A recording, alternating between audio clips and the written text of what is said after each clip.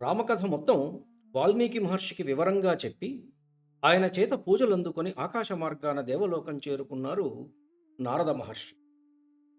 వాల్మీకి మౌని హృదయం అవధులు లేని ఆనందంతో పొంగి పొర్లిపోయింది. అవును, అతడే ఆనందము, అతడే పరబ్రహ్మము, ఆనందమే పరబ్రహ్మము. ఆ రామబ్రహ్మము గూర్చి విన్న ఎవరి మనసు మాత్రము ఆనందంతో నిండిపోదు. ఆనంద స్వరూపుడు గదా ఆయన. శిష్యులతో కలిసి ప్రాతః సంధ్యావందనమాచరించడానికి తమసా నదీ తీరం చేరుకున్నారు మహర్షి వాల్మీకి. ఆ నదీ తీరం మనోహరంగా ఉన్నది. సమున్నతంగా పెరిగిన ఎన్నో జాతుల ఫలవృక్షాలు, వాటి మీద స్థిర నివాసం ఏర్పరచుకున్న రకరకాల పక్షి జాతులు, అవి చేసే కిలకిలారావాలు, కడు రమణీయంగా ఉన్నది ఆ ప్రదేశం. ప్రకృతి కాంత ఎన్నో హొయలు ఒలకబోస్తున్నది అక్కడ. నిర్మలంగా స్ఫటికమంత స్వచ్ఛమైన నీటి ప్రవాహంతో కనులకింపుగా ఉన్నది తమసా నదీ ప్రవాహం.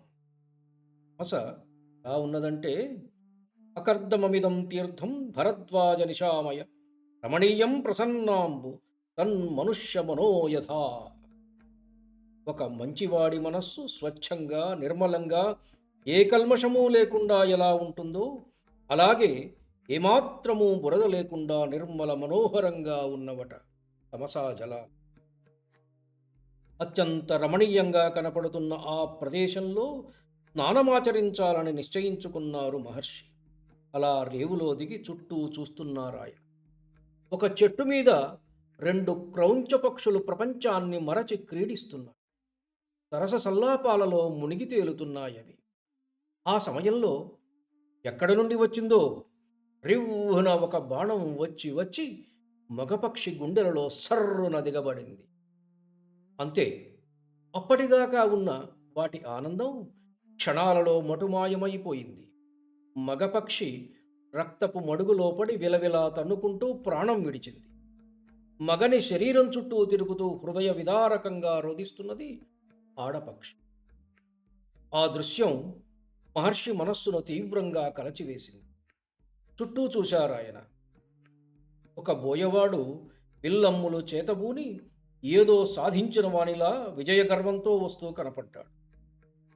అప్రయత్నంగా మహర్షి నోటి వెంట ఒక శ్లోకం వెలువడ్డది. మానిషాద ప్రతిష్టాం త్వమగమ శాశ్వతీ సమాహ యత్క్రౌంచ మిథునాదేకం అవధీ కమమోహితం. ప్రతి సమయంలో ఆనందంగా కూడి ఉన్న పక్షుల జంటను విడదీసి నీవు శాశ్వతమైన అప్రదిష్ట మూట కట్టుకు. అప్రయత్నంగా తన నోటి నుండి వెలువడిన ఆ పదముల కూర్పునకు మహర్షి ఆశ్చర్యచకితులయ్యారు. ఆ కూర్పును ఒకసారి పరిశీలించారు. అవి 4 పాదములతో కూర్చబడి ఉన్నాయి. వీణపై కూర్చి నృత్య గీత వాద్యాదులతో పాడటానికి ఒక క్రమ పద్ధతిలో లయబద్ధంగా కూడా ఉన్నాయవి. ఆ విషాద ఘటన మదిలో కదలాడుతూ ఉండగా భారమైన మనస్సుతో ఆశ్రమం చేరుకున్నారు మహర్షి.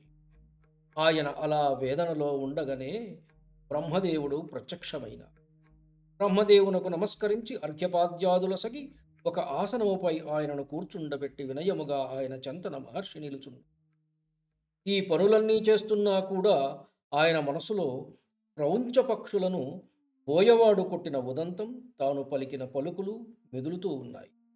అన్యమనస్కంగా ఉన్నారు మహర్షి. ఆయన అవస్థ గమనించిన విరించి చిరునవ్వు నవ్వుతూ, మహర్షి, నీ నోటి నుండి వెలువడినది శ్లోకమే, సందేహము లేదు.